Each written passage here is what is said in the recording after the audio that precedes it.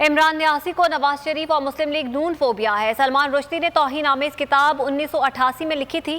اس وقت نواز شریف وزیر اعظم نہیں تھے۔ احسن اقبال کا وزیر اعظم کی تقریر پر رد عمل۔ اپنے ٹویٹ میں کہا کہ مسلم لیگ نون نے ایسی کوئی حرکت نہیں کی جیسی عمران نیازی اور ان کی جماعت 2017 میں کر رہے تھے۔ پی ٹی آئی نے مذہب کارڈ پر ان کے خلاف الیکشن لڑا اور ہارا۔ ساری اسمبلی عاشق رسول ہے۔ ہم ناموس رسالت پر کسی صورت لبیک سے پیچھے نہیں ہیں۔ ہم نے ختم نبوت بل اسمبلی سے منظور کرایا۔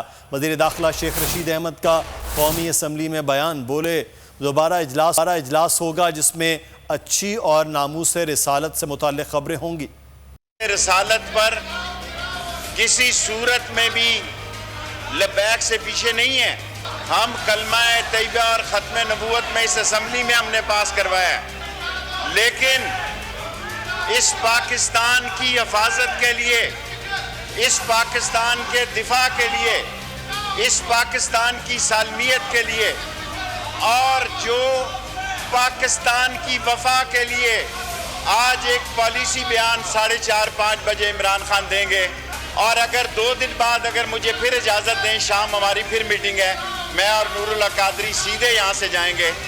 اچھی خبریں ہوں گی، بہتری کی خبریں ہوں گی، پاکستان کی سلامتی اور ناموس رسالت اور ختم نبوت کی خبریں ہوں گی۔